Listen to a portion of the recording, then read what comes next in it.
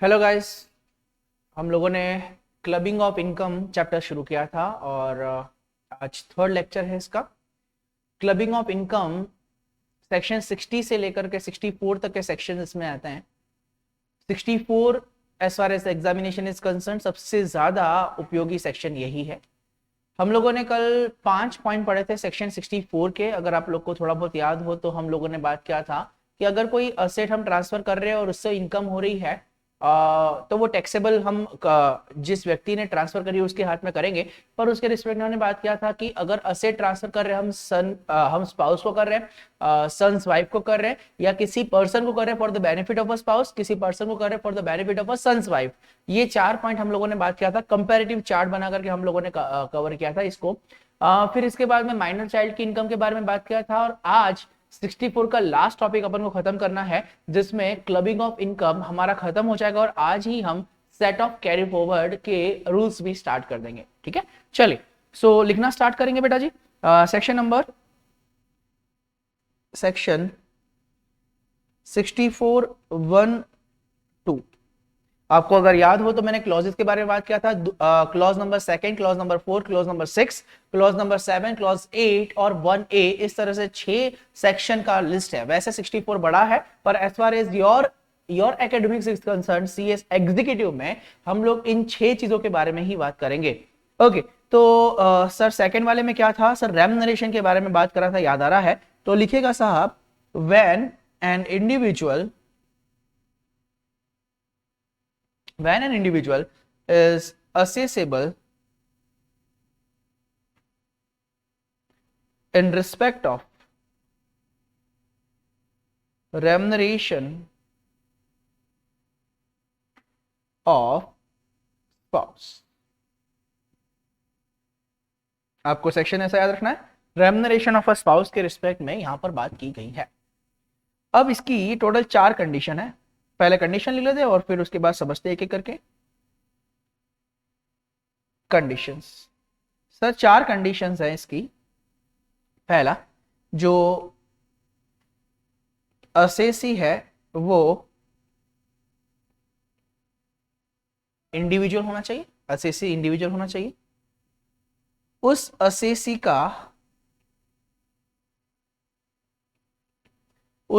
का substantial interest होना चाहिए, सब्सटेन इंटरेस्ट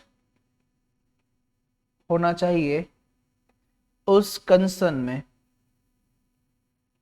जिस भी कंसर्न में वो काम करता है वहां पर उसका सब्सटेंशियल इंटरेस्ट होना चाहिए। तीसरा, spouse of assessee, spouse of assessee मतलब स्पाउस कौन हो गया? अगर हस्बैंड है तो वाइफ, वाइफ है तो हस्बैंड, ये स्पाउस हो गया। Spouse of assessee is employed in that company, उस, या कंपनी शब्द गलत हो जाएगा, कंसर्न सही रहेगा। इन दैट कंसर्न, उस कंसर्न में वो काम कर रही है या कर रहा है, जो भी है। एंड देन लास्ट पॉइंट सबसे important, spouse is employed in that concern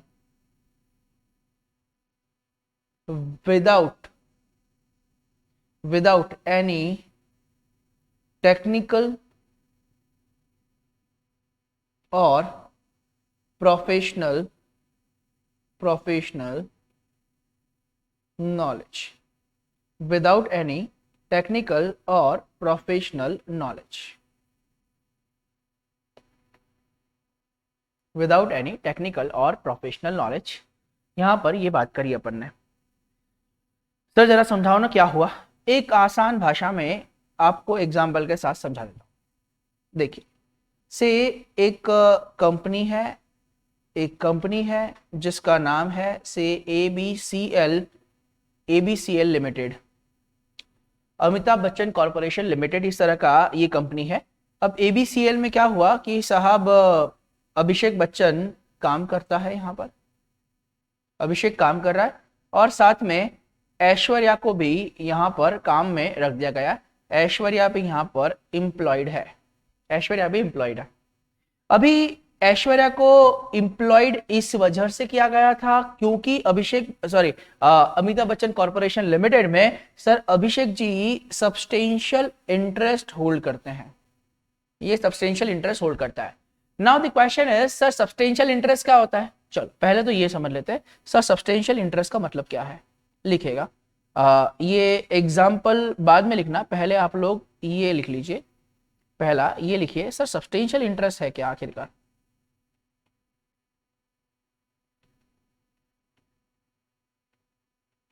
substantial interest, ये वाला पॉइंट के बारे में बात कर रहा हूं मैं। सब्सटेंशियल इंटरेस्ट ये जो है ये क्या है, ये यहां पर मैं बात कर रहा हूं। चलिए तो सब्सटेंशियल इंटरेस्ट क्या है बेटा समझना। सर दो चीजें हैं यहां पर कि आप अगर कंपनी में काम कर रहे हैं या अदर देन कंपनी में हैं आप, वे दो ही चीजें हो सकती है। In case of company, in case of company and other than company, in case of company और अदर देन कंपनी, ये दो चीजें आ सकती हैं। अगर कंपनी की दशा में बात करें तो साहब सब्सटेंशियल इंटरेस्ट तब माना जाएगा, सब्सटेंशियल इंटरेस्ट तब माना जाएगा जब वो व्यक्ति 20% और मोर इक्विटी शेयर्स होल्ड करता होगा, करता है एट एनी टाइम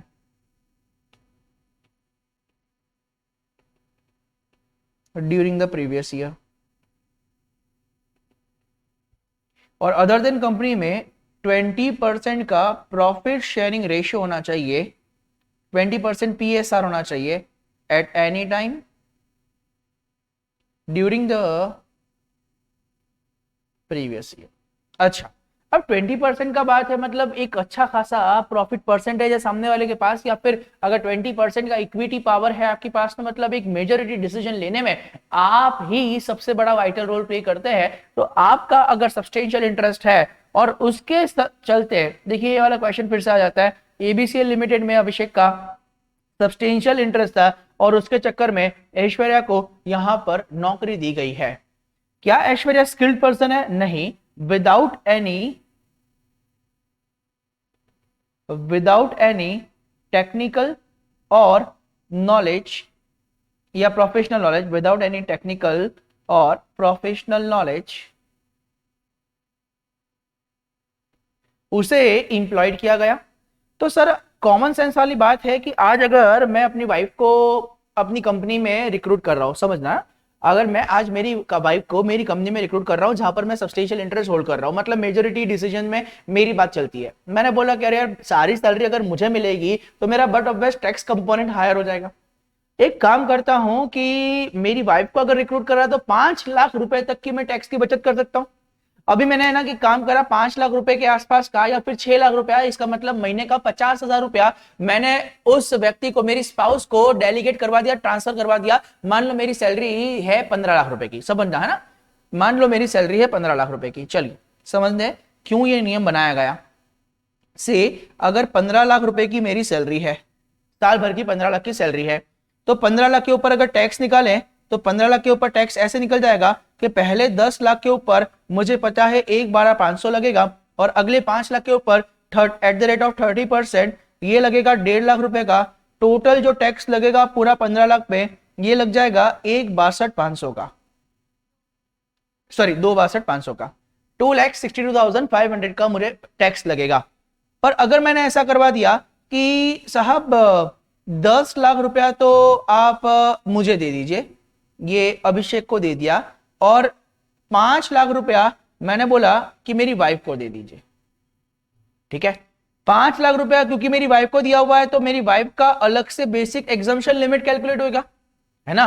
तो पहले 5 लाख रुपए तक कोई टैक्स नहीं है, आपको याद है 2.5 लाख रुपए तक कोई टैक्स नहीं था, और बाकी के 2.5 लाख के ऊपर 12,500 रुपए का टैक्स लगता है, पर सेक्शन नंबर 87A का रिबेट उसको मिल जाता है। तो 5 लाख रुपए तक मुझे नील टैक्स लगा, मतलब मेरी वाइफ के हाथ में 1 रुपया टैक्सेबल नहीं हुआ। और यहां पर मैंने बोला साहब 10 लाख के ऊपर मेरे को टैक्स लगाओ, 1,12,500 का टैक्स लगा। आप जरा चेक कीजिए, जहां मुझे 2,62,500 रुपए का टैक्स बचाना लगना था, वहां पर मुझे 1,12,500 का टैक्स लग रहा है। मतलब मैंने 1.5 लाख रुपया बचा लिया। कौन सा वाला? वो स्लैब मैंने बचा लिया जिसके ऊपर एक्चुअली सरकार को 1.5 लाख रुपया मिलने वाला था। सरकार को 1.5 लाख रुपया मिलने वाला था और उसी इनकम को मैंने रूट कर दिया। और क्योंकि मेरी वाइफ में कोई टेक्निकल या फिर ऐसा कोई प्रोफेशनल नॉलेज है ही नहीं, वो 50,000 रुपीज लेने का, पर मंथ 50,000 रुपीज लेने का हकदार है ही नहीं, फिर भी जस्ट बिकॉज ऑफ मेरा उस कंसर्न में सब्सटेंशियल इंटरेस्ट है, मैंने क्या करा, मेरी सैलरी का कुछ हिस्सा डेलीगेट करवा दिया। बोला मैं 10 लाख पे काम करता हूं, मेरी वाइफ को 5 लाख रुपए दीजिए। अल्टीमेटली मैंने क्या करा, मेरी इनकम के स्लैब को कम करवा दिया। अगर ऐसा कोई नाटक नोटंकी आप करते हैं तो फिर आपकी वाइफ की इनकम को, वाइफ गलत बोल गया, आपके स्पाउस की इनकम को उस व्यक्ति की इनकम में क्लब कर दिया जाएगा जो व्यक्ति सब्सटेंशियल इंटरेस्ट होल्ड करता होगा। कॉमन सेंस वाली बात है बेटा। फिर से एक बार बात कर लेता हूं सर, अगर कोई स्पाउस ऐसा है जो किसी ऑर्गेनाइजेशन में सब्सटेंशियल इंटरेस्ट होल्ड करता है और उस ऑर्गेनाइजेशन में जहां पर वो सब्सटेंशियल इंटरेस्ट होल्ड करता है अपनी वाइफ को या अपने स्पाउस को रिक्रूट करवाता है, पर उस स्पाउस में कोई टेक्निकल या प्रोफेशनल स्किल नहीं है, वो just because of main person जो है वहां पर सब्सटेंशियल इंटरेस्ट होल्ड करता है, उसका जो बेटर हाफ है वहां पर सब्सटेंशियल इंटरेस्ट होल्ड करता है, इस वजह से उस दूसरे स्पाउस को जो है वहां पर रिक्रूट किया गया है, इंप्लॉयड किया गया है। तो साहब यहां पर नियम यह बनाया गया कि अगर आप रिक्रूट ऐसे व्यक्ति को करवा रहे हैं, ऐसे स्पाउस को करवा रहे हैं जहां पर उसके पास में कोई टेक्निकल या नॉलेज आई मीन स्किल नहीं है उसके पास में, तो फिर जो इनकम उसे मिल रही है वो उस व्यक्ति के हैंड में टैक्सेबल हो जाएगी जिसका वहां पर, जिस स्पाउस का वहां पर सब्सटेंशियल इंटरेस्ट है। कॉमन सेंस था। चलिए, सो ये सब्सटेंशियल इंटरेस्ट वाला पॉइंट भी अपना कवर हुआ। एक पॉइंट यहां पर पूछता है कि साहब अगर ये जिस व्यक्ति को यहां पर रिक्रूट किया गया, अगर वो पर्सन एक्चुअली स्किल्ड है, चलो ऐसा मेरा एग्जांपल ले लेते हैं। से मैं एक कंपनी में काम करता हूं, से सीसी में काम कर रहा हूं, है ना, करियर क्लास में काम कर रहा हूं यहां पर, और सपोज करो साल भर का मेरे को 12 लाख रुपया मिलता है, साल भर का 12 लाख रुपया। अब 12 लाख रुपया मिल रहा है तो मैंने बोला यार 12 लाख रुपए के ऊपर टैक्स अच्छा खासा लग जाएगा, लगभग मेरे को 2 लाख रुपए के आसपास का टैक्स लगेगा, मैं चाहता हूं मेरा टैक्स कम हो जाए। तो मैंने बोला सर एक काम करते हैं, यहाँ पर एज अ सीए मैं अपनी पोजीशन यहाँ पर होल्ड करता हूं, मैंने मेरी वाइफ का भी रिक्रूटमेंट यहाँ पर करवा दिया और मैंने बोला सर 6 लाख रुपया मुझे आप तनख्वाह दीजिए और 6 लाख रुपया रादर मेरे को 7 लाख रुपया कर दीजिए और यहाँ पर 5 लाख रुपया यहाँ पर कर दीजिए। तो यहाँ पर 12 लाख के क्या कर दिए, 2 टुकड़े कर दिए और 5 लाख रुपए के ऊपर ये जो है मैंने 1 रुपया पे टैक्स नहीं दिया, नो टैक्स, और यहाँ पर 7 लाख रुपए के ऊपर मुझे सिर्फ 2 लाख के ऊपर @20% टैक्स लगा, 40,000 रुपया, और मेरा काम खत्म हो गया। जहां पर मुझे 1,00,000 2 लाख रुपए का टैक्स भरना था वहां पर 40,000 रुपए में काम कर दिया। पर मजे की बात समझना, क्या मेरी वाइफ के पास में स्किल्ड है? मेरी वाइफ के पास में स्किल है, yes, by profession she is a CS. अगर वो सीएस है और वहां पर वो काम कर रही है तो उसके पास क्या टेक्निकल और प्रोफेशनल नॉलेज पजेस करती है वो? डेफिनेटली। तो फिर ये 5 लाख रुपया जस्टिफाइबल है ऐसा गवर्नमेंट मानती है। अगर वो 5 लाख रुपया मेरी वाइफ को दिया जा रहा है जस्ट बिकॉज कि साहब वो, भले मैं उस ऑर्गेनाइजेशन में सब्सटेंशियल इंटरेस्ट अगर होल्ड भी करता हूँ, पर अगर मेरी वाइफ उस ऑर्गेनाइजेशन, अगर मेरी वाइफ को पैसा मिलता है क्योंकि वो वहां पर कोई टेक्निकल या फिर प्रोफेशनल स्किल को परचेज करती है, तो वहां पर ये जस्टिफाइबल है कि ये पैसा मिला हुआ है तो कोई गलत नहीं है, आपने इनकम का कोई रूट नहीं किया हुआ है। तो ध्यान रखना, सब्सटेंशियल इंटरेस्ट होना मात्र काफी नहीं है, रादर आपको ये चेक करना पड़ेगा क्या उस स्पाउस के पास में टेक्निकल या प्रोफेशनल नॉलेज भी है। अगर है तो फिर वो पैसा जस्टिफाइबल है, पर अगर नहीं है और फिर भी पेमेंट कर रहे हैं, वो जस्टिफाइबल नहीं है, आपकी इनकम में क्लब कर दिया जाएगा। Am I clear? चलिए, सो यहां पर हमारा डिस्कशन खत्म होता है किसका बेटा? हमारा डिस्कशन खत्म होता है स्पाउस का, सॉरी स्पाउस बोल रहा हूं, क्लबिंग का। यहां पर क्लबिंग का डिस्कशन हमारा खत्म हुआ। जितने भी क्वेश्चंस वगैरह इसके एमसीक्यू के रहेंगे हम क्लास में डिस्कस करेंगे। अभी मैं नया टॉपिक स्टार्ट कर रहा हूं जिसका नाम है सेट ऑफ। ठीक है, अपने आप में ये भी इंपॉर्टेंस तो रखता है रियल लाइफ में। एज सच एग्जामिनेशन ओरिएंटेड अगर बात करें तो थोड़ा सा कम वेटेज है, रेयर आता है, पर अगर आया तो 2-1 नंबर का आएगा। ठीक है, चलिए, सो एक नया टॉपिक स्टार्ट करते बाबूजी। नाम है इसका set off and carry forward of losses. लिखेगा set off and carry forward of losses. Set off and carry forward of losses.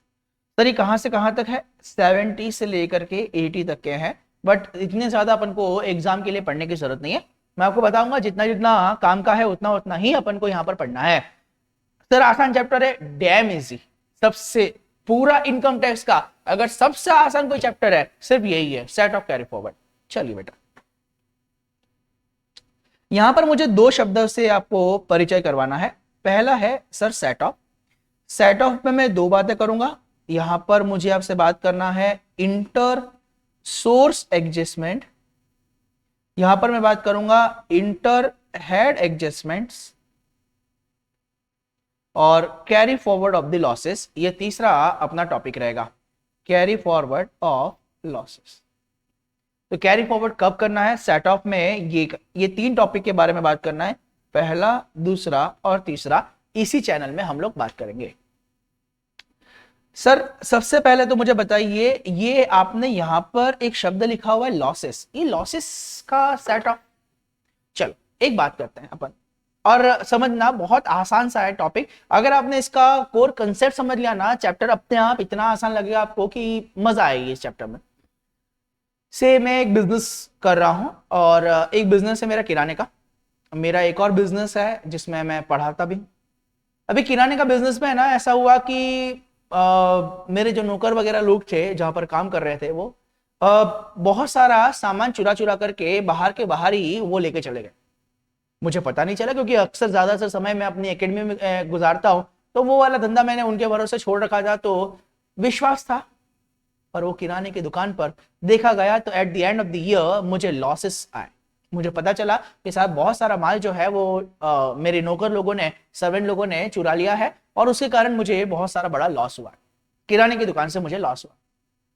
और मेरा एक और बिजनेस है सर, मैं एकेडमी चलाता हूं, तो इसका मतलब वहां से मुझे प्रॉफिट हुआ, एकेडमी चलाने में वहां पर प्रॉफिट हुआ।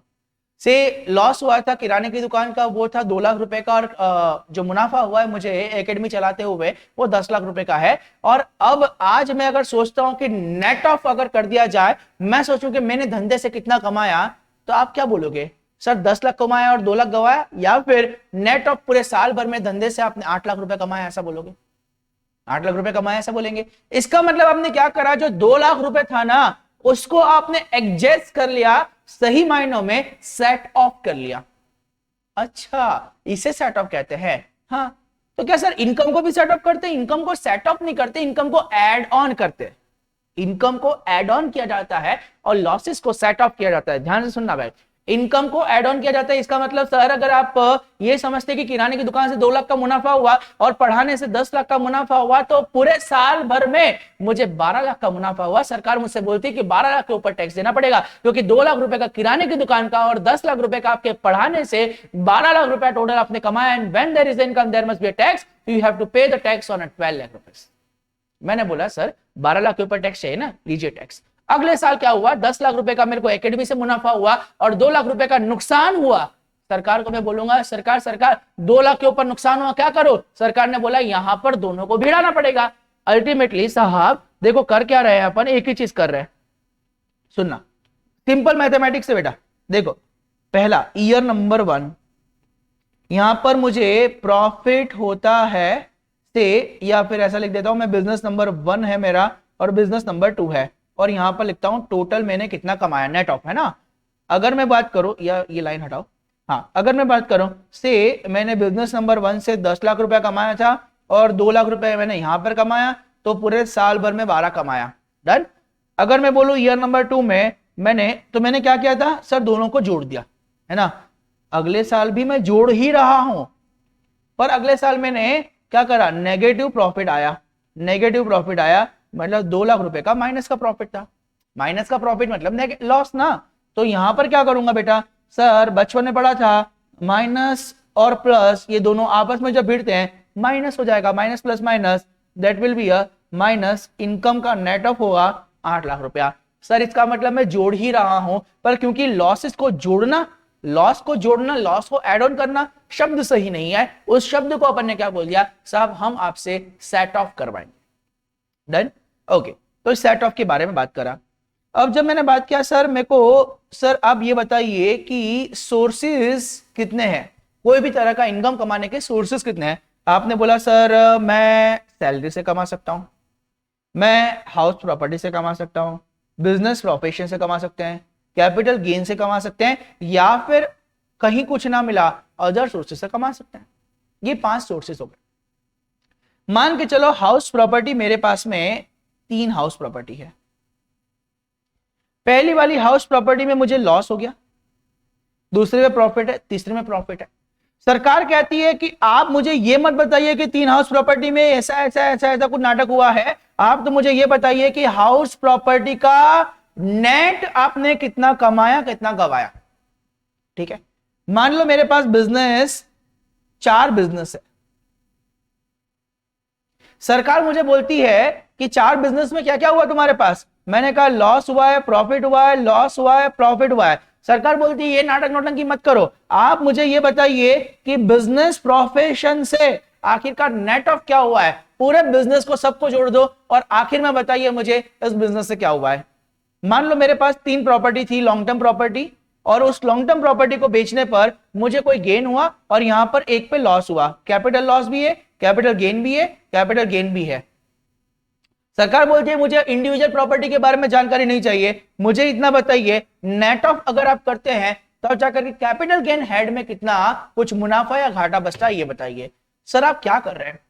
मैं बोल रहा हूं अंदर ही अंदर सोर्स के अंदर मैं एडजस्टमेंट कर रहा हूं। जैसे हाउस प्रॉपर्टी एक सोर्स है, ठीक है, मैं इनकम कमाने का एक सोर्स है हाउस प्रॉपर्टी, और जितनी भी तरह की मेरी हाउस प्रॉपर्टी है जहां से मैं लेट आउट करके इनकम कमाता हूं, वो सारे हाउस प्रॉपर्टी को जोड़ करके घटा करके जो करना है नेट ऑफ करके मुझे हाउस प्रॉपर्टी हेड का मुनाफा या घाटा निकालना पड़ेगा। मुझे ये नहीं करना है कि हाउस प्रॉपर्टी 1 में फायदा, 2 में नुकसान, 1 में 3 में फायदा, 4 में नुकसान, ऐसा नहीं चाहिए। नेट ऑफ करके हाउस प्रॉपर्टी हेड में कितना फायदा या कितना नुकसान है ये बताइए। क्या करा आपने इंटर सोर्स एडजस्टमेंट करा, इंटर सोर्स एडजस्टमेंट। ठीक है, चलिए पहला हेडिंग कीजिएगा inter source adjustment. Section number 70 करता है inter source adjustment, section number 70। आइए, बहुत आसान है बेटा, समझना। क्या बोलता है? If the net result of any assessment year in respect of any source is a loss। Sir कोई भी सोर्स का मतलब क्या हो गया? जैसे हमारे पास हाउस प्रॉपर्टी हेड है, सर सैलरी हेड में लॉस होता है क्या? कभी नहीं होगा बेटा, सैलरी हेड में लॉस क्या होगा, है ना। तो हाउस प्रॉपर्टी हो गया, बिजनेस प्रोफेशन है, कैपिटल गेन है, अदर सोर्सेस है, इसके अंदर लॉस है। अंदर ही अंदर सोर्स है ना, सोर्स के अंदर बात कर रहा हूं, अंदर ही अंदर है ना, सोर्स के अंदर इज अ लॉस। एक मिनट, यहां ये चलो ठीक है, is a loss the assessee is entitled to have the amount of loss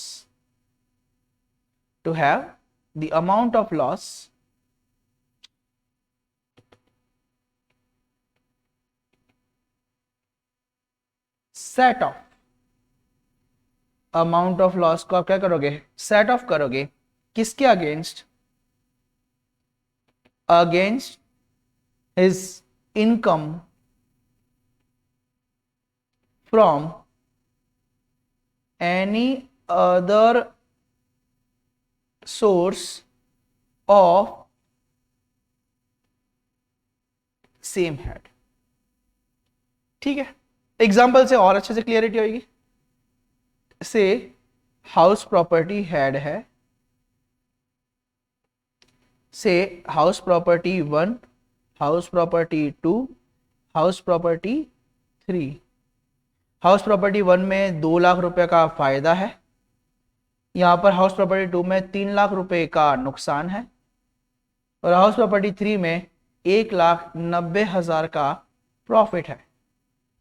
sir net कर दिया जाए इस 3 लाख रुपए को, आपको क्या करना पड़ेगा? सर हाउस प्रॉपर्टी 1 से भी एडजस्ट कर सकता हूं, हाउस प्रॉपर्टी 2 से जितना बचा हुआ एडजस्ट करना है, और नेट आपको बताना है हाउस प्रॉपर्टी हेड की इनकम कितनी है। तो बेटा हाउस प्रॉपर्टी हेड की इनकम कैसे आएगी, सर 2 लाख रुपए का फायदा एक में हुआ है, 1,90,000 का फायदा एक में हुआ है, टोटल 3,90,000 का फायदा था, उसमें से 3 लाख रुपए का घाटा घट गया, तो मेरा net of house property head का इनकम जो आएगा वो 90,000 का आएगा। बात समझ में आया। और एक एग्जांपल ले लो भले, से मेरे पास बिजनेस प्रोफेशन है, मेरा business profession number 1, business profession number 2, business profession number 3 है। मान लो पहले वाले बिजनेस में मेरे को 5 लाख रुपए का फायदा हो रहा है, दूसरे वाले में 10 लाख रुपए का फायदा हो रहा है, तीसरे वाले में 25 लाख का नुकसान हो रहा है। तो साहब क्या कर रहे हैं, नेट ऑफ करना है, नेट ऑफ करना है, and net income of BP निकालना है। तो साहब फायदा कितना था, फायदा था आपका 15 लाख का फायदा था, जिसमें से 25 लाख का नुकसान हो गया। तो इस साल आपको नेगेटिव प्रॉफिट हुआ है 10 लाख रुपए का बिजनेस प्रोफेशन हेड में, है ना। ऐसा अंदर ही अंदर एडजस्ट करना, उसको अपन बोलते हैं इंटर सोर्स एडजस्टमेंट। लिख लो रे, सोर्स के अंदर ही अंदर एडजस्ट करना हो, एडजस्ट करने वाली प्रोसेस, करने वाली प्रोसेस इंटर सोर्स एडजस्टमेंट है। सोर्स के अंदर ही अंदर आप एडजस्ट करेंगे तो उसे अपन क्या कहेंगे, इंटर सोर्स एडजस्टमेंट। कुल मिलाकर के देखो ऐसा है, देखो अभी भी जिसको समझ नहीं आया अंतिम बार समझ लीजिए। मान के चलो से आपकी शादी है ना, फील करना अपने आप समझ में आ जाएगा बेटा। ये कोई टॉपिक ऐसा नहीं है जो वास्तविक जीवन से अपने साथ में रिलेट नहीं कर सकते अपन, बहुत आसान टॉपिक है। सर शादी करवाना है, तो आपने बोला कि सर अब तो हम, आप फील करना अपने आप को कि हाँ हम सीएस बन गए हैं। अब सीएस बन के ऐसे चिल्ला चालू शादी तो करेंगे नहीं अपन, लाइक एक ऐसा फैंटेसी होता है, एक ऐसा वो स्टेटस है, उस स्टेटस को मेंटेन करके भी तो रखना पड़ेगा ना। तो आपने बोला कि कम से कम छोटा सा छोटा भी खर्चा माने तो 50 लाख के आसपास का शादी होएगा भाई। 50 लाख का खर्चा तो मान के चल रहे अपन। 50 लाख रुपीज आपको अरेंज करना था। आपने आपके डैड से बोला कि डैड आप कितना अरेंज कर पाएंगे। पहले तो आपने अपनी सेविंग निकाली, अपनी जितनी भी सेविंग्स हैं से आपने बोला कि मेरे पास में 10 लाख रुपए तो है भैया। After enrolled as a CS, कहाँ पे कोई कंपनी में आप जॉब कर रहे हो और वहां से आपने सेविंग करते करते 2-1 साल में 10 लाख रुपए के आसपास का सेविंग कर लिया। और ये बहुत नॉमिनल अमाउंट है, 10 लाख रुपए का जो सेविंग कर रहे हैं बहुत आराम से कर लेंगे अपन। फिर इसके बाद में आपने बोला कि डैड अब क्या करें। डैड आप क्या कर रहे हो, देखो अंदर ही अंदर पहले एडजस्ट कर रहे हो। आपने बोला कि डैड आपके पास कितना है। डैड ने बोला मेरे पास में 20 लाख रुपए है बेटा, अभी तक की सारी जमा पूंजी। आपने मॉम से बोला, मॉम ने बोला बेटा अभी तक सारा पापा से काला धन छुपा छुपा करके मैंने 2 लाख रुपए का अपना इनकम जनरेट किया हुआ है। आपने अपने बड़े भाई से पूछा या बड़ी दीदी जो भी हैं आपके भाई बहन ब्रोस, इससे आपने पूछा। उन्होंने बोला देख भाई मैं 5 लाख रुपए तक की व्यवस्था कर सकता हूं या 3 लाख रुपए तक की व्यवस्था कर सकता हूं। आपने बोला कि चलो ठीक है, अब फाइनली कितना हो गया, तो 10, 20, 30 और 35 लाख रुपया हो चुका है। अब अभी भी कितना कम पड़ रहा है, बोले 15 लाख रुपया कम पड़ रहा है।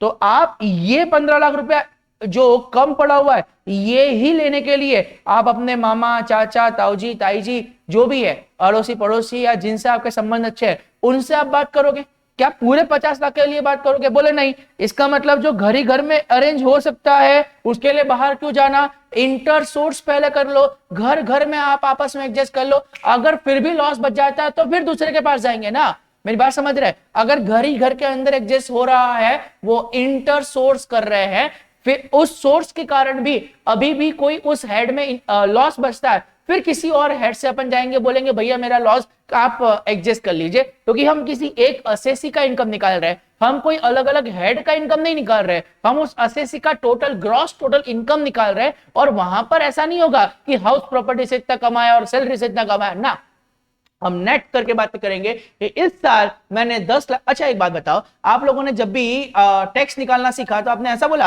कि सैलरी की इनकम अगर 10 लाख होगी तो टैक्स कैसे निकलेगा? नहीं, आपने सिंपल ये बोला 10 लाख का टोटल है, 10 लाख के ऊपर टैक्स कितना निकलेगा? 1,12,500 का। तो ग्रॉस टोटल इनकम निकालने के लिए सबसे पहला रूल है घर ही घर में आप एडजस्टमेंट करो। अगर आपका एडजस्टमेंट फिर भी बच जाए, आप फिर किसी और के पास चले जाइए। आया समझ प्रॉपर? ओके, चलिए साहब लिखना इस सेक्शन नंबर 70 के एक्सेप्शन।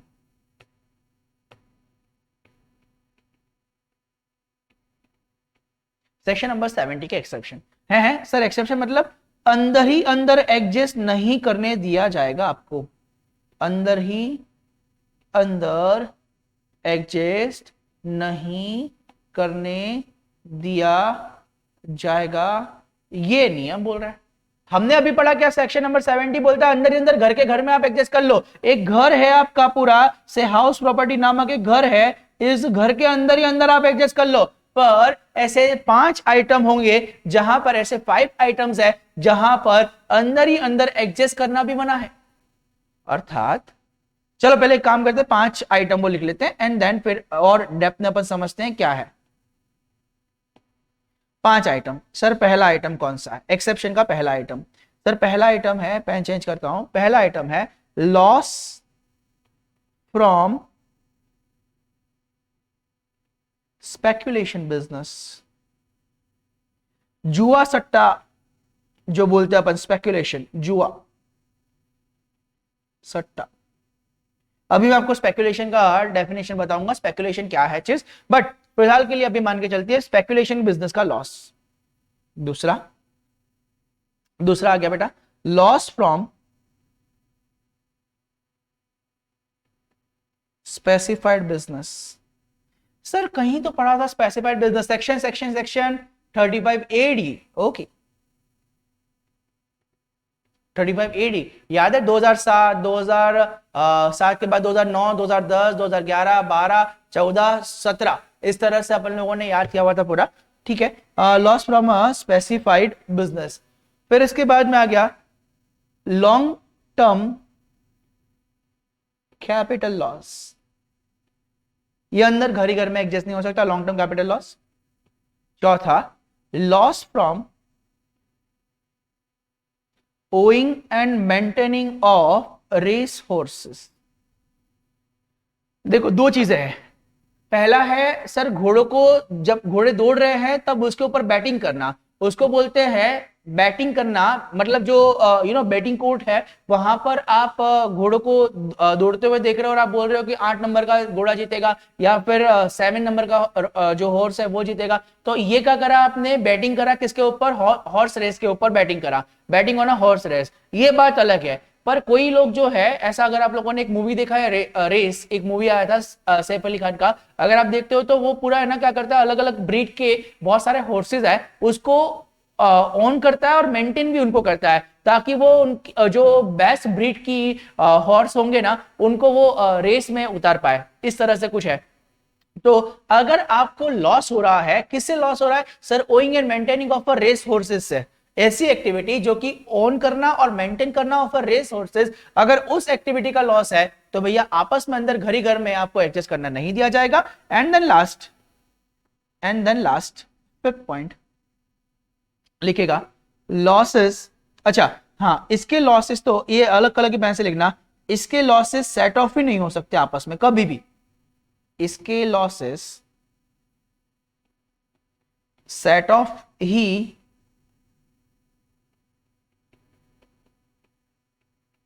नहीं हो सकते। Number 1 sir lottery, winning from lottery, rather loss winning from lottery.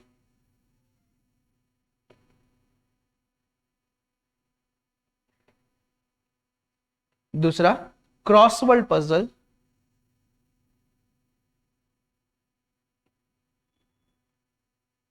crossword puzzle, races including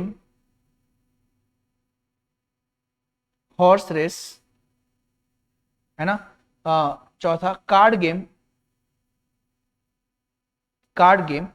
ठीक है, और अदर गेमलिंग एक्टिविटीज, गेमलिंग एक्टिविटी वाले जो भी आप बात कर ले, इनके लॉस कभी भी सेट ऑफ हो ही नहीं सकते, सेट ऑफ कर ही नहीं सकते आप। चलो सर आप क्या कहना चाहते हैं, थोड़ा थोड़ा समझ नहीं आया, बाकी ऊपर वाला पॉइंट तो समझ में आ गया था कि आपने बोला था कि पहले अंदर ही अंदर खेल लो, उसके बाद ही आप अगर कोई लॉस बचता है तो दूसरे के पास में अपन जाएंगे। तो पहले हमने बोला कि साहब सेक्शन नंबर 70 बोलता था कि आपने अंदर अंदर खेलना है, अंदर ही अंदर एडजस्टमेंट करना है। आपने बोला यहाँ पर कि सेक्शन नंबर 70 के कुछ एक्सेप्शन है जो कि 5 है। पहला बोला आपने स्पेक्यूलेशन बिजनेस का लॉस। अब स्पेक्यूलेशन बिजनेस क्या होता है जरा एक बार समझ लेते हैं, लिखेगा what do you mean by speculation business.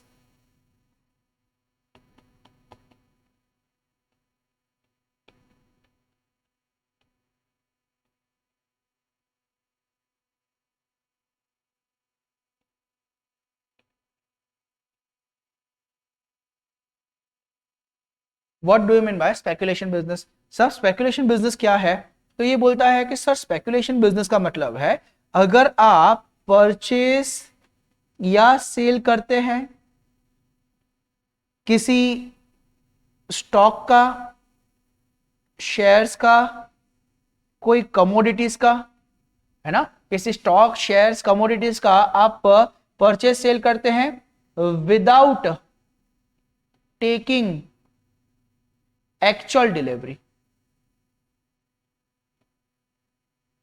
Without taking actual delivery, ये सबसे इंपॉर्टेंट पॉइंट है। आप एक्चुअल डिलीवरी नहीं ले रहे, बस ऐसा जैसे आपने बोला अरे यार अभी है ना, से एक एग्जांपल ले लेते हैं, से सोयाबीन क्या चल रहा है, बोले 4,000 रुपए चल रहा है, एक कुंटल 4,000 रुपए चल रहा है, अंदाजन बता रहा हूं मुझे याद नहीं कितना, पर एक कुंटल मान लो 4,000 रुपए चल रहा है। और मुझे लगता है ऐसा कि आने वाले 5 महीने में इसका जो भाव बढ़ने वाला है वो 4500 के आसपास हो जाएगा। मैंने एक बैट करा, मैंने बैटिंग करा उससे, जो भी सामने वाला पार्टी है, मैंने बोला कि मैं 500 नंग जो है 500 कुंटल जो है 4,000 रुपए के रेट पर मैं आज परचेस करता हूं। तो सामने वाले ने बोला अच्छा ठीक है आप परचेस कर लीजिए, तो और मैंने किसी एक व्यक्ति को कॉन्ट्रैक्ट कर दिया कि मैं आपको 4,500 रुपए में बेचूंगा।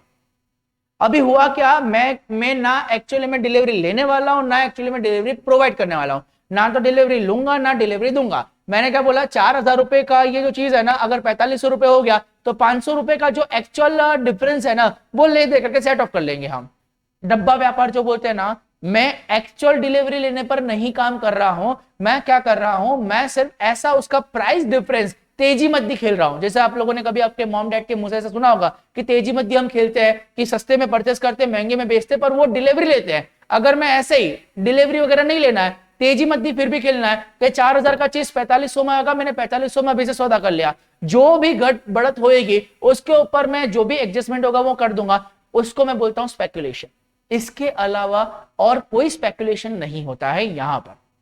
सर कार्ड गेम जो है वो क्या स्पेकुलेशन बिजनेस होगा ना, it is not a speculative business. याद रखना बेटा, स्पेकुलेटिव बिजनेस मतलब सिर्फ यही है जो एक्ट ने बताया हुआ है कि आप या तो स्टॉक, शेयर्स या कमोडिटी में ट्रेड करते हैं पर उसका एक्चुअल डिलीवरी नहीं लेते, सिर्फ तेजी मद्दी खेल रहे हैं, तो वो स्पेकुलेटिव बिजनेस होगा। और स्पेकुलेटिव बिजनेस में उन्होंने बोला, अब ध्यान दीजिएगा सर क्या है, अब ये नियम जरा समझाइए। मान लो एक पर्सन है, बिजनेस प्रोफेशन है, बिजनेस प्रोफेशन हेड है ये, और एक का मेरा नॉन स्पेकुलेशन बिजनेस है 1, मेरा नॉन स्पेकुलेशन बिजनेस सेकंड, और मेरा स्पेकुलेशन बिजनेस है एक और बिजनेस है third. Sir non speculation business जरा एग्जांपल बताओ ना। मेरे चाय कॉफी सीएसबी डाला, चाय सुट्टा बार है अपने पास। दूसरा सर मेरा किराने का दुकान भी है, किराना शॉप भी है। और तीसरा मैं ये तेजी मद्दी भी खेलता हूं, ये तेजी मद्दी वाला कार्यक्रम भी है, मतलब एक्चुअल डिलीवरी नहीं लेना, बस प्राइस का सेटअप करना है। मेरा मान लो सीएसबी से नेट प्रॉफिट जो आया वो 10 लाख रुपए आया साल भर का, किराना दुकान से 5 लाख रुपए कमा दिया, और तेजी मद्दी से जो पैसा आना था एक्चुअली उसमें ज्यादा गवाते ये लोग बाग, मुझे 3 लाख रुपए का नुकसान हो गया, 3 लाख रुपए का नुकसान हो गया।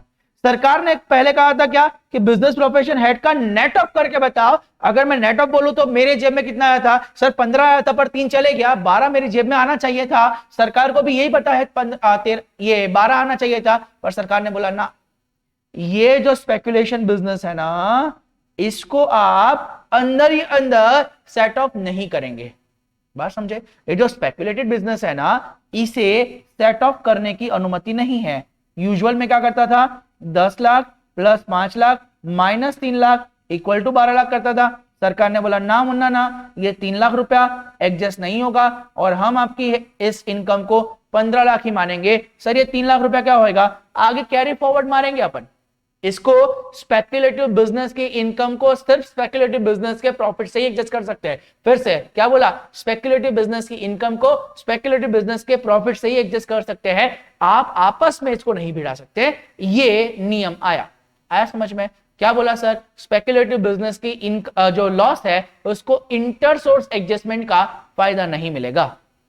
दूसरा sir, specified business loss from a specified business. अब सुनना, ये चार्ट बहुत इंपॉर्टेंट रोल प्ले करने वाला है। मान लो एक कोई बिजनेस है, इस बिजनेस को आप 2 भागों में कैटेगराइज कर सकते हैं, एक नॉर्मल बिजनेस और एक स्पेक्यूलेशन बिजनेस। स्पेक्यूलेशन बिजनेस यार, अदर इसको नॉर्मल की जगह नॉन स्पेक्यूलेशन बोल दो ना, नॉन स्पेक्यूलेशन बिजनेस। अब नॉन स्पेक्यूलेशन बिजनेस 2 तरह के होंगे बेटा। पहला नॉर्मल बिजनेस, ये नॉर्मल क्या है, जैसे किराना शॉप, जैसे चाय सुट्टा बार, जैसे आपने से पानी पूरी का दुकान, जैसे एकेडमी, है ना। ये सारी चीजें क्या हो गई बेटा, ये सारी चीजें नॉर्मल बिजनेस के क्राइटेरिया में आ गई। ये सारी नॉर्मल बिजनेस है। सर एक और बिजनेस होता है जो नॉन स्पेक्युलेटिव होता है, वो है सेक्शन 35 AD वाला बिजनेस।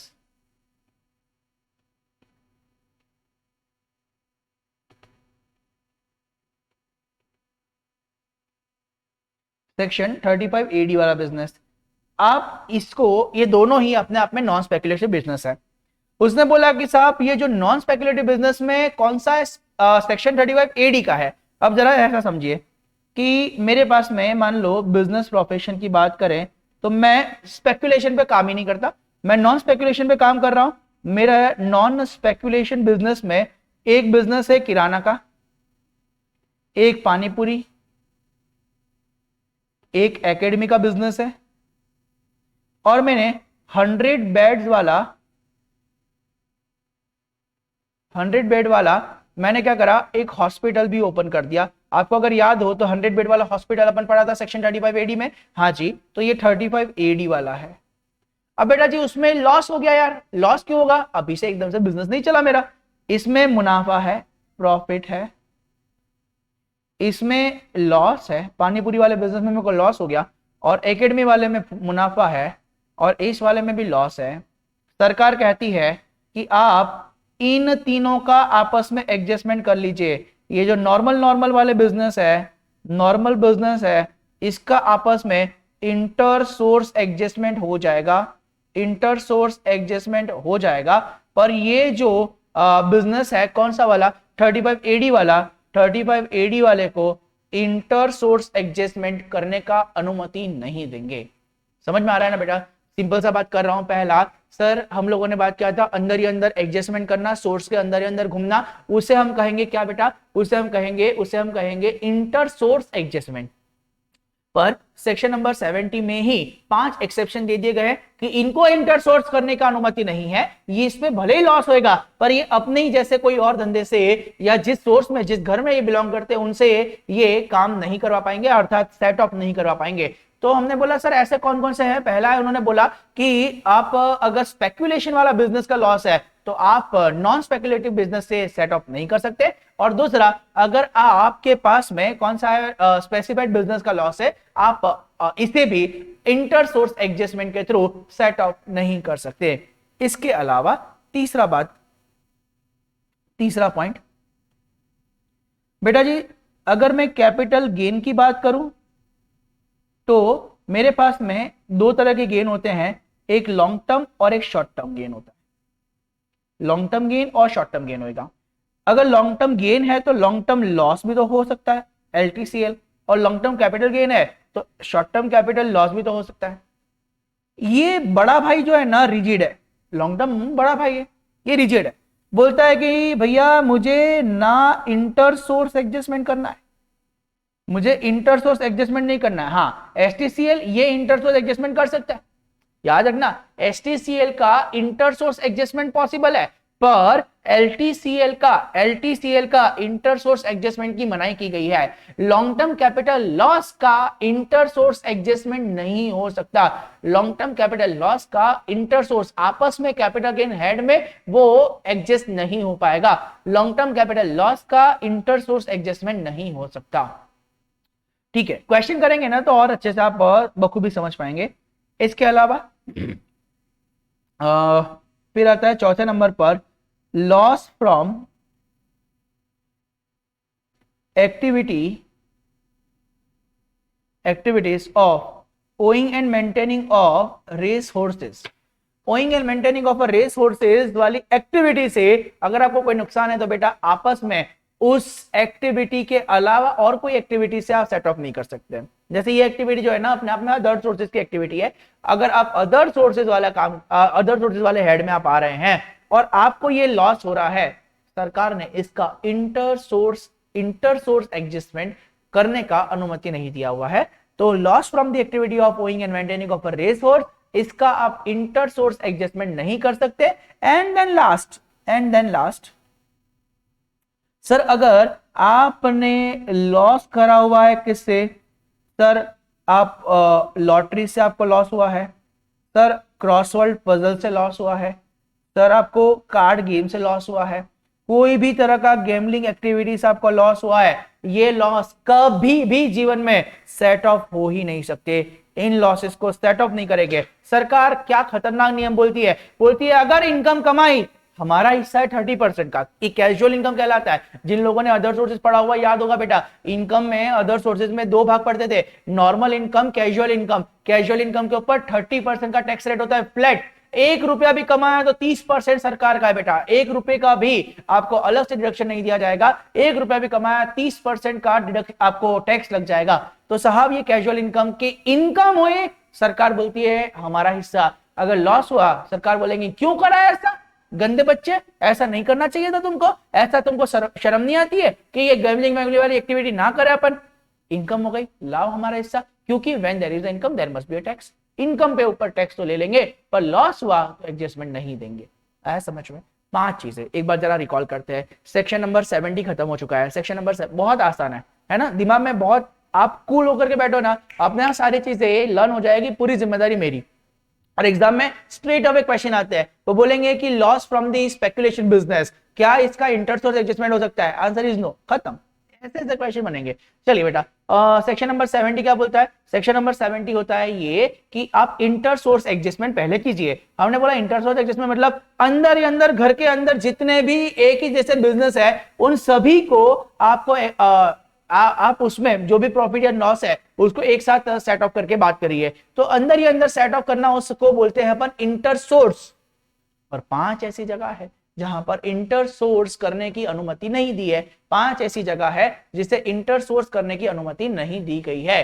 सर अब ऐसे 5 कौन कौन से बिजनेस है, आई मीन कौन कौन सी ऐसे सोर्सेज है जहां पर आपको इंटर सोर्स एडजस्टमेंट नहीं करने दिया जाएगा? पहला, loss from the speculative business. Speculative business है तो आपको इंटर सोर्स एडजस्टमेंट नहीं करने दिया जाएगा। दूसरा, loss from the specified businesses, अगर वो स्पेसिफाइड बिजनेस सेक्शन 35 AD का कोई लॉस है उसमें भी नहीं किया जाएगा। लॉन्ग टर्म कैपिटल लॉस है उसका भी इंटर सोर्स एडजस्टमेंट नहीं हो पाएगा। चौथा, activity from the owning and maintaining of a horse races, I mean race horses, तो उसको भी आप इंटर सोर्स एडजस्टमेंट नहीं कर सकते हो। और 5वां, ये जो लॉसेस के बारे में बता रहा हूं ये तो कभी सेटअप हो ही नहीं सकते, जैसे lottery, crossword puzzle, card game, कोई भी gambling activity, races including the horse race, इनके ऊपर आपने अगर गैम्बलिंग वाली कोई एक्टिविटी करके लॉस करा हुआ है इसका सेट ऑफ नहीं मिल पाएगा।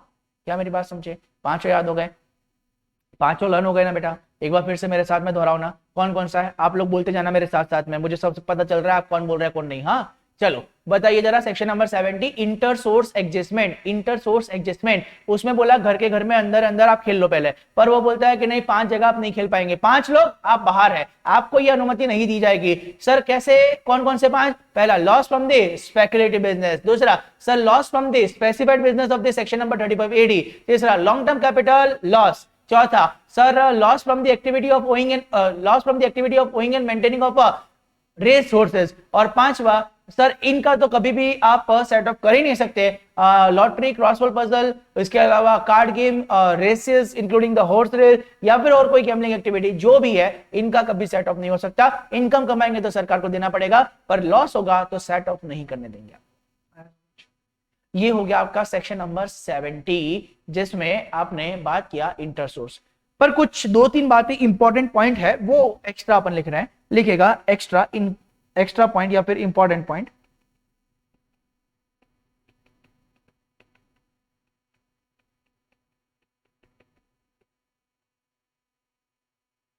Important point of section number 70 लिखेगा।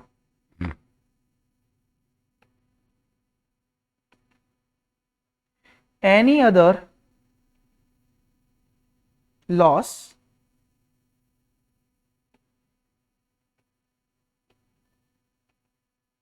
except above 5 can be set off against any other income, पर कैसी होनी चाहिए? With in the same head, with in the same head, ठीक है? मतलब एचपी का एचपी के अंदर अंदर खेलेंगे, बिजनेस प्रोफेशन उसके अंदर अंदर, ऐसे। दूसरा बेटा लिखेगा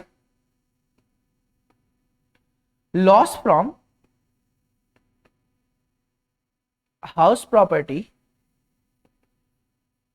loss from house property can be set of, can be set off against, अगर हाउस प्रॉपर्टी का लॉस है तो किसका केस में सेट ऑफ होगा? कम ऑन गाइस, अगर वो इंटर सोर्स एडजस्टमेंट की बात कर रहा है, इंटर सोर्स एडजस्टमेंट की बात कर रहा है, तो किससे? कॉमन सेंस अंदर ही अंदर घूमना है, तो loss from house property can be set off against income from other house property. Other house property की इनकम के साथ में कोई एक प्रॉपर्टी या 2 प्रॉपर्टी का जो भी लॉसेज है उसका आप एडजस्टमेंट कर सकते हैं। दूसरा loss from non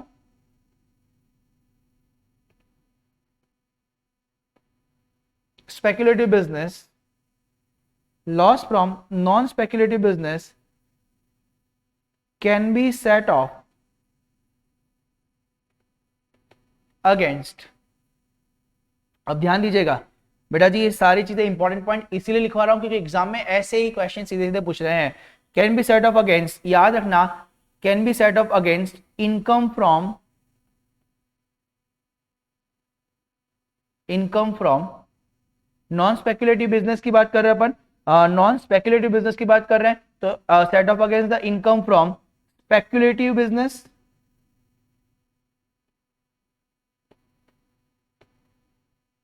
income from speculative business, या प्लस कर दो, plus income from non speculative business. अब पूरा लिख लेता हूं मैं,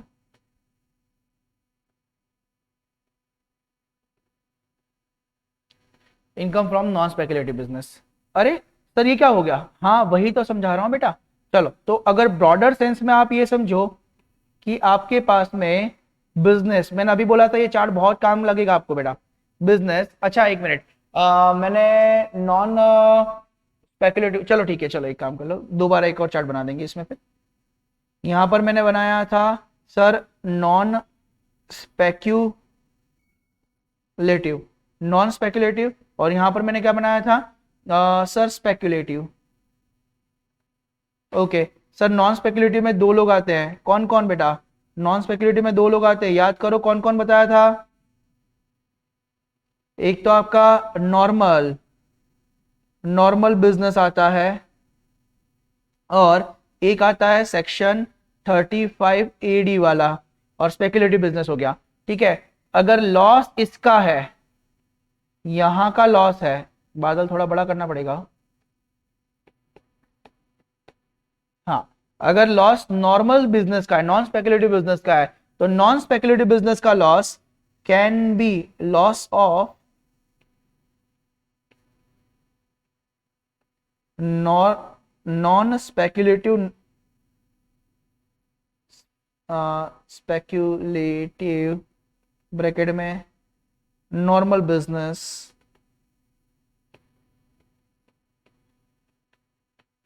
can be set off against खुद से मतलब नॉन स्पेक्युलेटिव से,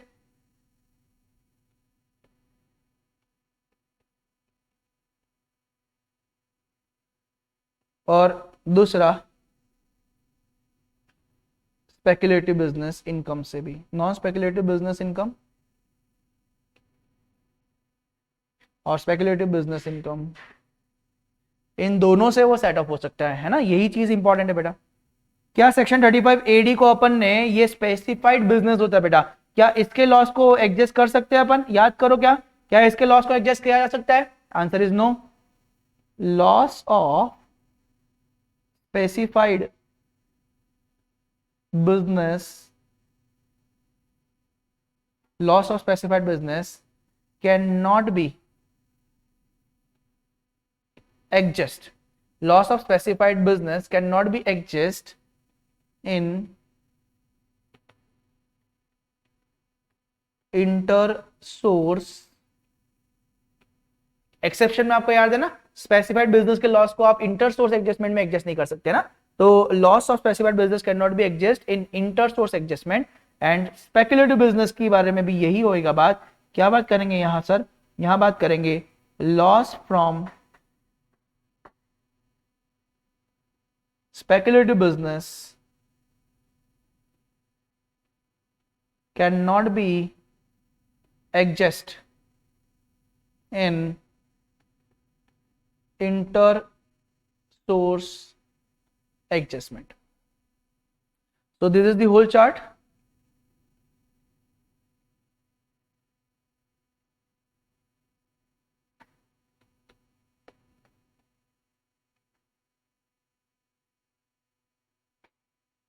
ठीक है, ओके।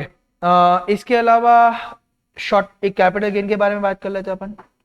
कैपिटल गेन का एक चार्ट बनाएंगे अपन। मैं आ रहा पॉइंट नंबर थर्ड पे। सर कैपिटल गेन की अगर बात करें, कैपिटल गेन में दो तरह के लॉसेस क्रिएट हो सकते हैं। एक लॉन्ग टर्म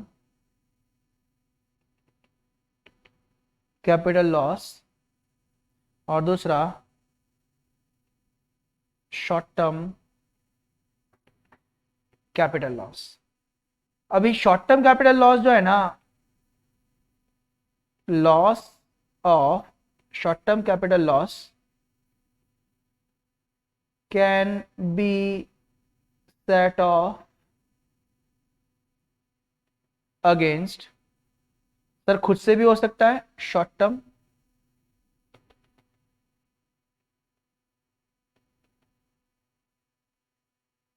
कैपिटल गेन से, और दूसरा लॉन्ग टर्म कैपिटल गेन से भी हो सकता है।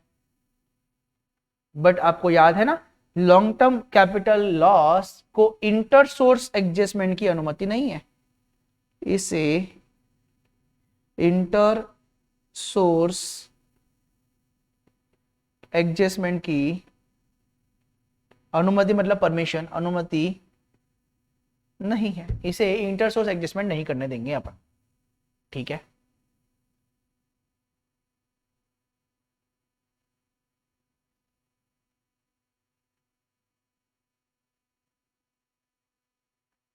Done.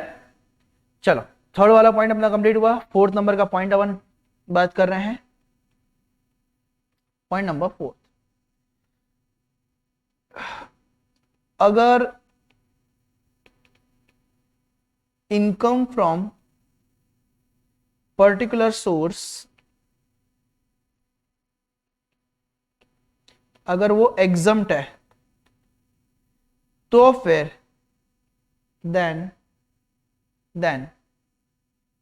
Loss from such source can't be set off। अगर income from particular source is exempt, sir exam मतलब सेक्शन 10 वाले हेड में जा रहा है, सेक्शन 10 वाली इनकम है।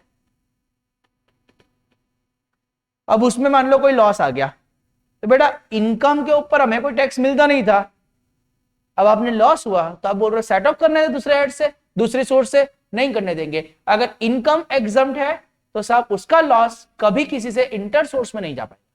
कि इनकम के ऊपर सरकार को टैक्स दे रहे थे क्या आप? नहीं, सेक्शन 10 की इनकम हो रही थी, उसके ऊपर सरकार को कोई, जैसे एग्रीकल्चर इनकम ले लो रे, सिर्फ सामने वाले का एग्रीकल्चर इनकम है ना।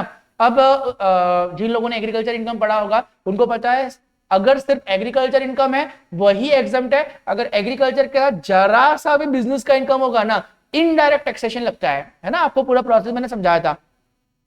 तो यहां पर इंटीग्रेटेड टैक्सेशन इसको बोलते हैं अपन। तो यहां पर मैंने बोला कि मान लो सामने वाले का एग्रीकल्चर इनकम है, 100% एग्रीकल्चर है, वो सिर्फ कल्टीवेशन प्रोसेस करता है, क्रॉप्स आती है, कल्टीवेट करके वो बाजार में बेच देता है, दैट्स इट, इससे ज्यादा कुछ काम नहीं है। तो entire 100% agriculture income is exempt in India. अब 100% इनकम एग्रीकल्चर की एग्जम्प्ट थी, अब मान लो एग्रीकल्चर में लॉस हो गया, उस एक्टिविटी में लॉस हो गया। सर लॉस कैसे हो गया? सर जिस दिन हम ये धान बेचने के लिए जा रहे थे, क्रॉप बेचने के लिए जा रहे थे, बहुत तेज बारिश हुई और सारे का सारा क्रॉप खराब हो गया, हमारा नुकसान हो गया।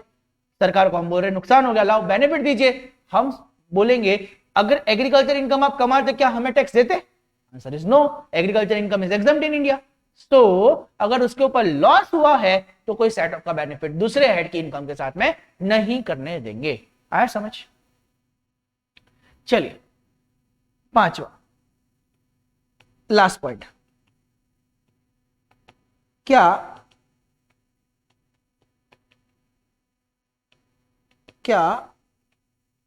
सेट ऑफ करना कोई ऑप्शन है या कंपल्शन? सेट ऑफ करना कोई ऑप्शन है या कंपल्शन? मतलब जो ये इंटर सोर्स एडजस्टमेंट आपको दिया गया है, वो इंटर सोर्स एडजस्टमेंट करना है इज कंपल्सरी, कि अंदर ही अंदर आपको खिलना पड़ेगा? ये कंपल्सरी है या कोई ऑप्शन है? It is compulsion, it is mandatory. Compulsory basis पर आपको ये करना ही पड़ेगा बेटा, कोई ऑप्शन नहीं है आपके पास में, कंपल्सरी करना ही पड़ेगा। डन।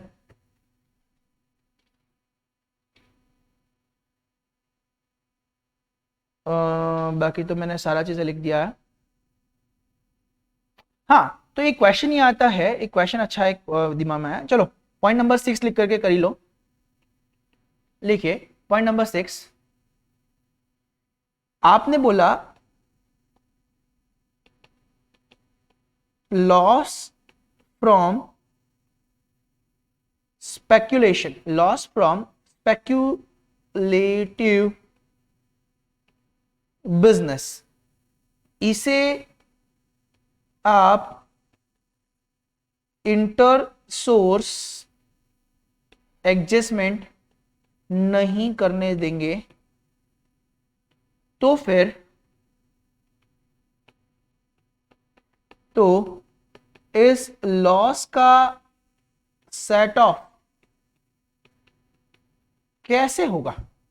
आपने बोला कि साहब आपको नेट चाहिए और आपने बोला इंटर सोर्स एडजस्टमेंट हम करने नहीं देंगे, आपको नेट ऑफ भी चाहिए और इंटर सोर्स एडजस्टमेंट करने भी नहीं दे रहे हो, तो साहब ये फिर लॉस का सेट ऑफ करोगे कैसे? कैसे करोगे? तो नियम क्या बनाया, देखो इंटर सोर्स, जिसका इंटर सोर्स एडजस्टमेंट नहीं होता, नियम समझना, जिसका इंटर सोर्स एडजस्टमेंट नहीं होता उसको उसी के प्रॉफिट के साथ एडजस्ट किया जाता है। पहले नियम लिखता हूं फिर समझाता हूं। और जिसका इंटर सोर्स एडजस्टमेंट नहीं करने दिया जाता, दैट इज वो 5 पॉइंट, उनका क्या करना पड़ेगा, उनका सेम सोर्स के प्रॉफिट से ही सेट ऑफ करवाएंगे। उनका सेम सोर्स का प्रॉफिट होगा, सेम सोर्स का प्रॉफिट होगा, उसी से अपन सेट ऑफ करवा सकते हैं।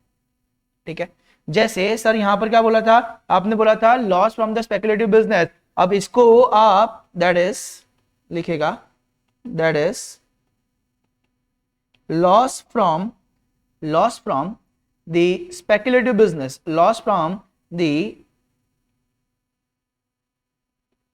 Speculative business can be set of तो इसको भी देंगे अपन, इंटर सोर्स ही देंगे कोई अलग तरीके से, can be set of only against income from speculative business.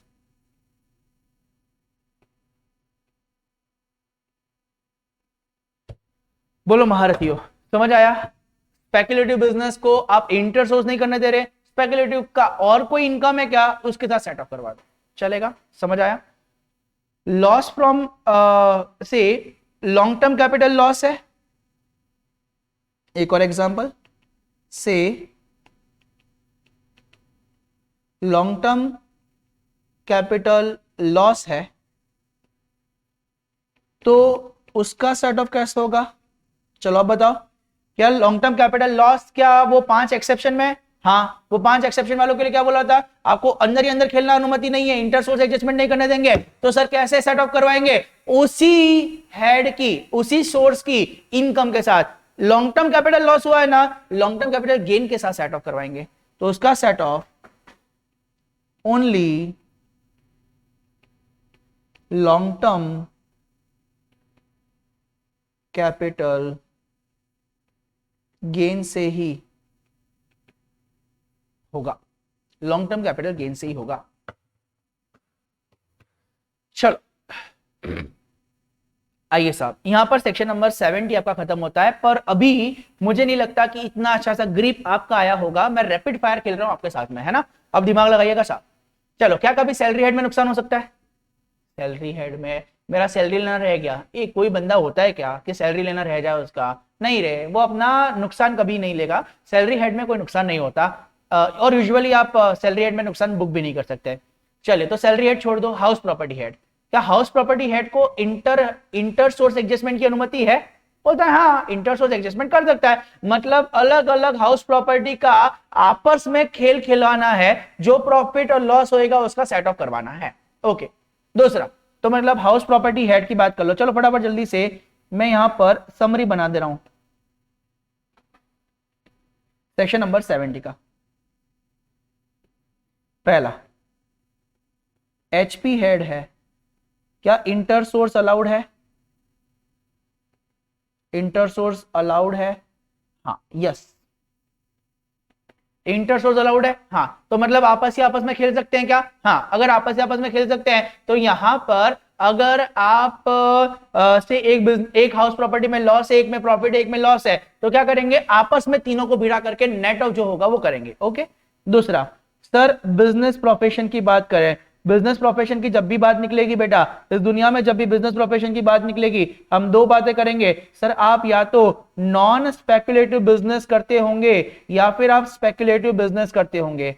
जहां पर हमने बोला कि हम नॉन स्पेकुलेटिव करते हैं, वहां पर दो बातें होगी, सर हम नॉर्मल बिजनेस करते हैं या फिर हम सेक्शन नंबर 35 एडी का बिजनेस करते हैं।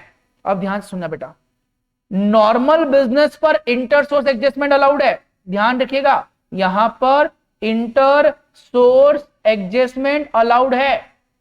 इसका मतलब सर आपस में जैसे किराने की दुकान है, पानीपुरी की दुकान है और से एकेडमी है, पानी पूरी की दुकान में मेरे को फायदा है, किराने में नुकसान और एकेडमी में नुकसान है, आपस में तीनों को एडजस्ट किया जाएगा, इंटर सोर्स एडजस्टमेंट। पर अगर सेक्शन नंबर 35 एडी में कोई लॉस है तो यहां पर inter source adjustment is not allowed. तो इंटर सोर्स एडजस्टमेंट अगर अलाउड नहीं है तो किसके मुनाफे से, किसके इनकम से इसको सेट ऑफ करेंगे? Can only be set off, बोलो रे बाबा, can only be set off with the income of section 35 AD. Sir अगर स्पेक्युलेटिव बिजनेस कर रहे हैं, क्या इनको इंटर सोर्स एडजस्टमेंट अलाउड है? बोलो बाबा, क्या स्पेक्युलेटिव बिजनेस कर रहे हैं, क्या इनको इंटर सोर्स एडजस्टमेंट अलाउड है? Answer is no sir, inter source adjustment is not allowed. अगर इंटर सोर्स एडजस्टमेंट अलाउड नहीं है तो क्या होगा? Can only be set off with the income of speculative business. अच्छा, अब समझ आ रहा है, जिसमें इंटर सोर्स है आपस में खेल लो, और जिसमें इंटर सोर्स की मनाही कर दी है उसी हेड की, उसी सोर्स की रादर, उसी सोर्स के इनकम के साथ सेट ऑफ कर सकते हैं। ओके सर, समझ आ रहा है। बिजनेस प्रोफेशन की बात कंप्लीट हुई है। फिर इसके बाद में चौथा, सर कैपिटल गेन की बात कर लो।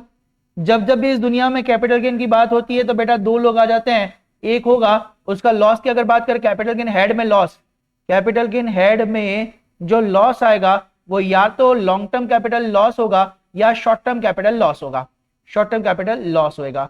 अगर साहब लॉन्ग टर्म कैपिटल लॉस की बात करें तो इसे क्या नहीं दिया गया है, इंटर सोर्स एडजस्टमेंट की मनाही की गई है। अगर इंटर सोर्स एडजस्टमेंट की मनाही की गई है that it can only be set off, that is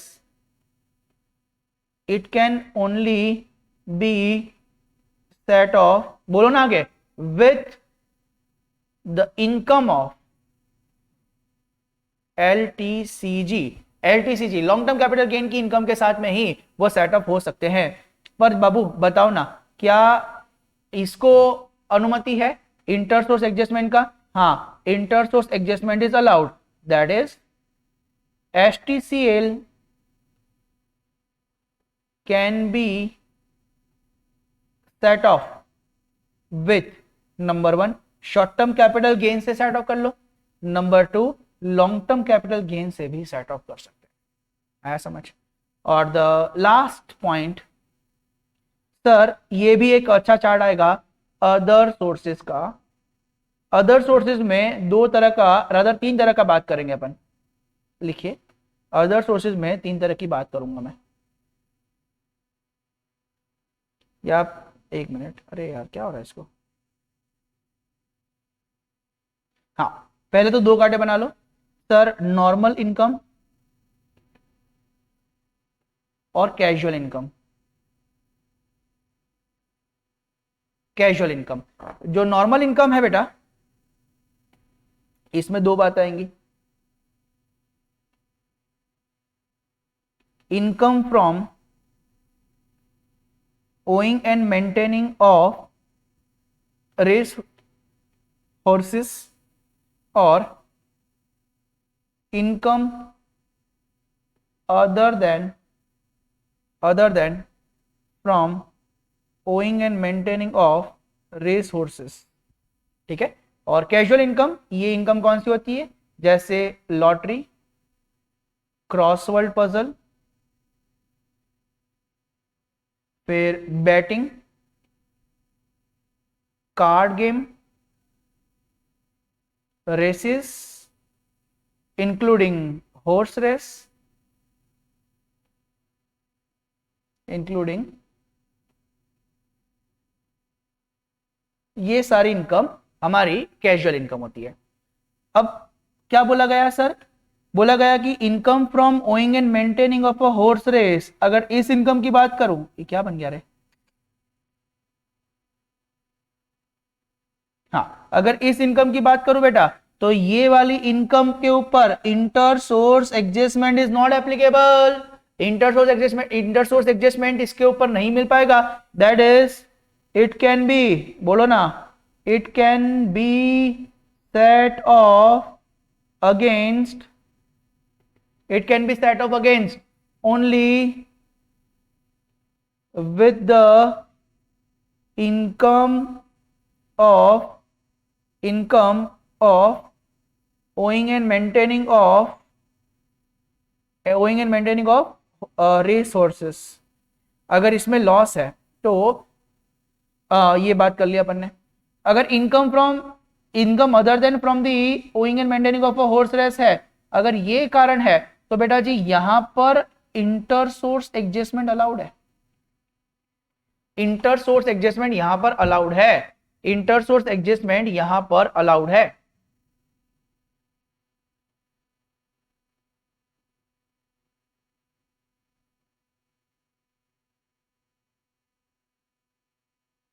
हाँ, तो सर अगर इंटर सोर्स एडजस्टमेंट यहां पर अलाउड है तो ये जैसे लाइक अपन ने लिखा loss from the activity other than business owning and maintaining of a horse race, ये सेट ऑफ हो सकता है अगेंस्ट एनी इनकम, कोई भी इनकम होगी, अर्थात income from owning and maintaining of a horse race से भी एडजस्ट हो सकता है. ये खुद की इनकम से, दूसरा owning and maintaining of horse race की इनकम से, बट ये कैजुअल इनकम से एडजस्ट नहीं हो सकता.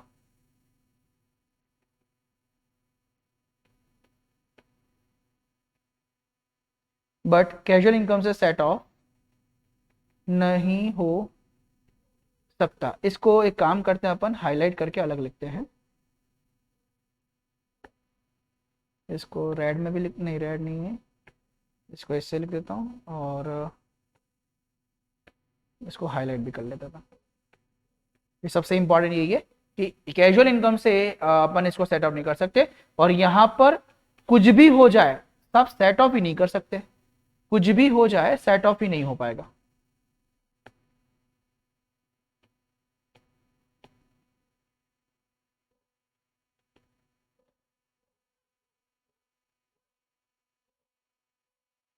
सेट ऑफ ही नहीं हो पाए. So this is the whole theory of inter source adjustment. I guess अब पूरी तरह से आपको मामला क्लियर है. अगर नहीं समझ में आया तो एक बार आप मुझसे क्लास में और पूछ लीजिएगा. इवन अगर मेरे को लग रहा है कि आप ये नोट्स को ही एक बार अच्छे से पढ़ लोगे ना तो भी आपको समझ में आ जाएगा. मुझे नहीं लगता है ऐसा कुछ बहुत टेक्निकल इसमें बातें हैं. आपको सिर्फ इतना थंब रूल याद रखना है, कहां पर इंटर सोर्स एडजस्टमेंट अलाउड है, कहां पर इंटर सोर्स एडजस्टमेंट अलाउड नहीं है. अगर जहां पर अलाउड है वहां पर आप किसी के साथ भी यही काम कर सकते हैं, पर अगर अलाउड नहीं है तो खुद की इनकम के साथ ही काम करना पड़ेगा. और जो आखिरी कैजुअल इनकम है उसको तो सेट ऑफ का परमिशन ही नहीं है. बस इतना सा याद रखना था. चलिए नेक्स्ट चालू करते हैं बेटा जी. लिखेगा, हेडिंग कीजिएगा इंटर हेड एडजस्टमेंट. चलो एक काम करते हैं, पहले इंटर सोर्स के ऊपर आप अच्छे से ग्रिप बना लीजिए. कल से अपन स्टार्ट करते हैं इंटर हेड. ठीक है, चलो आज के लिए इतना ही रखते हैं. मुलाकात करेंगे अपन कल. Bye bye, take care guys.